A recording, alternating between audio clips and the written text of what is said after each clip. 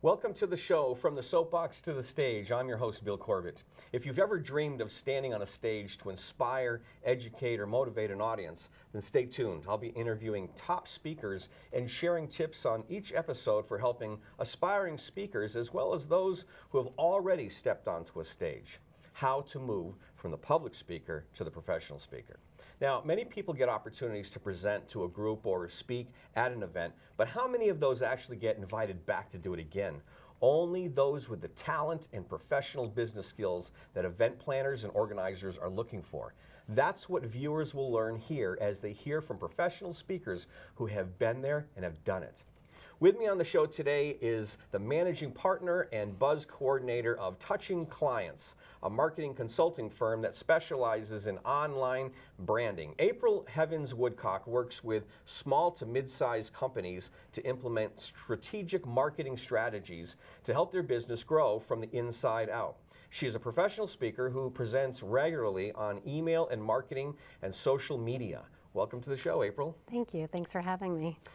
It's interesting, of all the speakers I've interviewed so far, you're the first one that works with social media, and I would think that I probably would have captured the attention of a speaker in that field first because that's so important for us. That's what makes our business different today than our parents' business because of social media. Wouldn't you agree? I would agree. Social media a few years back was not even considered in the marketplace for marketing, and it's really grown. And as presenters, speakers, coaches, and businesses and beyond, social media really needs to be an intricate part of your marketing plan nowadays, without a doubt. Well, yeah, back in the 90s when MySpace was popular, I remember my oldest daughter said to me, "Dad, you need a MySpace page if you're going to be in business as a speaker." I went, "No. Right. I'm not going to have one of those time wasters." Right. And I think social media has a bad connotation with wasting time because people who don't care about social media for business are on Facebook and keeping connected with family and sharing pictures. But there's a whole other side to social media marketing, and I'm assuming that's what you do. So first, I want to learn more about what you do with your business. So tell us a little bit more about what you do in line with speaking and your business in marketing and social media and email marketing. Sure. We work with small to medium-sized clients. We're a digital marketing agency. Our specialty is social media and email, but we work to create strategies in the marketplace. So businesses work with us we do assessments on what they've done in the past, what's worked, what's not worked, and then we also provide training, consulting, and then what I do is I actually go out to the community and I do lots of training on social media, email, marketing.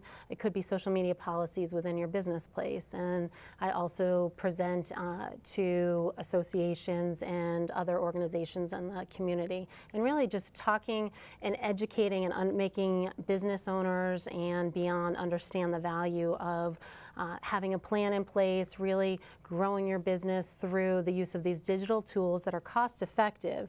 Yes, time management is key to the success though. Time management is big because Facebook, the average user is about 55 minutes a day. And as a business owner, you really have to make a commitment to time management and putting it out there. So one of the things that we do is we work really hard with business owners to share with them the greatest tools that they can use to make it the most effective of their time and make money, and engage their audience and get a bigger reach.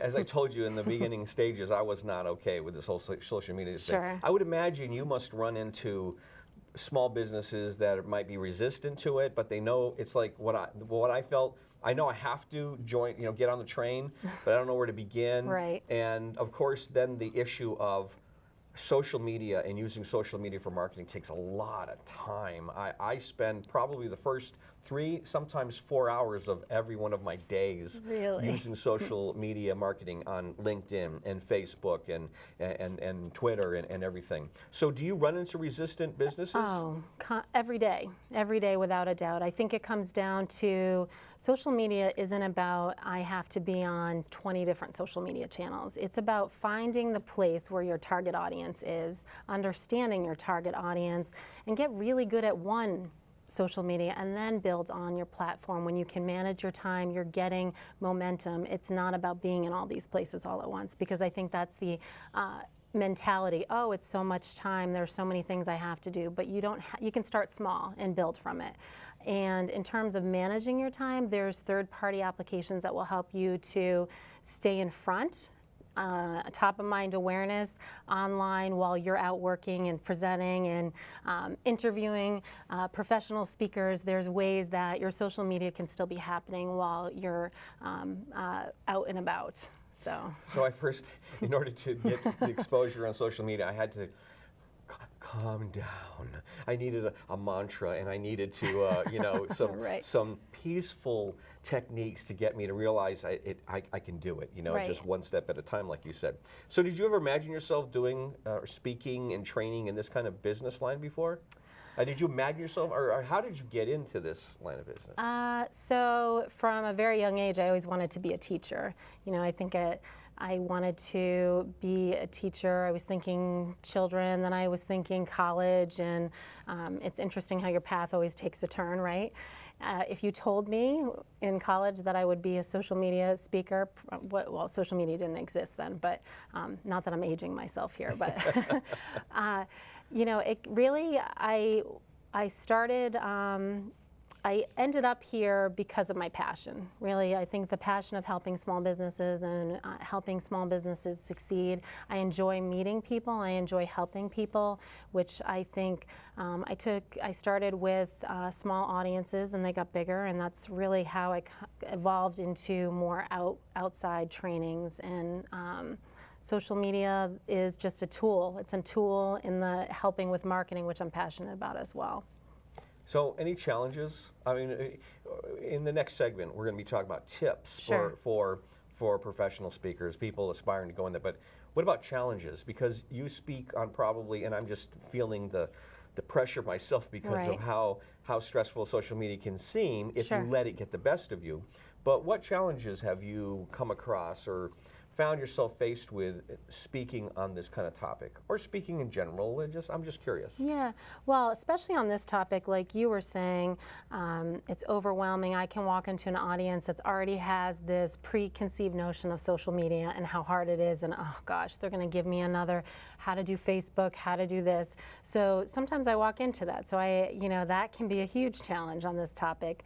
And the other challenge is leaving people overwhelmed, because there is a lot of information. So I really have to plan what I'm going to talk about. I try to understand the audience before I go into speak, learn a little bit about the audience, of what if I can, a little bit of a survey, but that's not always the case, right? But it's depending upon the attendees. I have a good interpretation of what I should be providing walking in there. And I try not to give, once I see, if I can see some overwhelmment in the audience, then I'll change it and I'll scale it back. Because that's the biggest challenge, is that there's too much information and it changes all the time. And that's the other challenge, is I could tell you about Facebook business pages today, and this is how you do something, and it literally could be changing behind the scenes. That's got to be a huge issue for you, because I know I can't keep up with this stuff, and articles come out, and I'm going, my reading stack is already 2 feet, and I have to figure out what's more important, figure out what the new changes are on LinkedIn or Facebook, or get to the rest of my stuff and developing my expertise.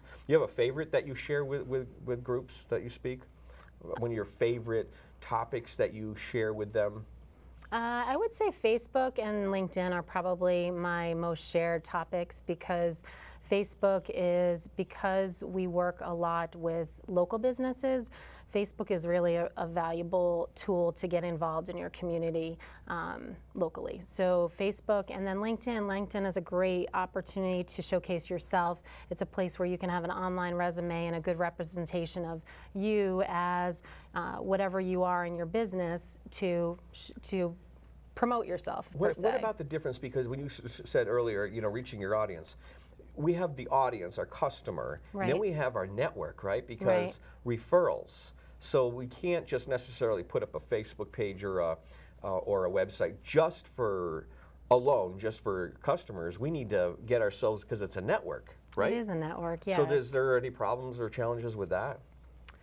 In terms of You know, I think it depends. Every business and every person is different, and I think every industry is different. So I think that plays into it. It's not just, and I think when a business owner decides to learn about these things, they really need to go to something where it's not many social media channels they're learning about or many ways to drive traffic to their website. They need to pick one or two things and gradually add to it. But yeah, there's definitely challenges within it, but then there's also great opportunities in how you use it. It's just consistency. All right, so I'm going to ask you to stay on the Sure. on the set because coming up after a break, we're about to take a short break, and I want to ask you for some tips that we can offer viewers about the business of speaking, things that you've stumbled on, things that you found. So Great. Stay with me. Thank you.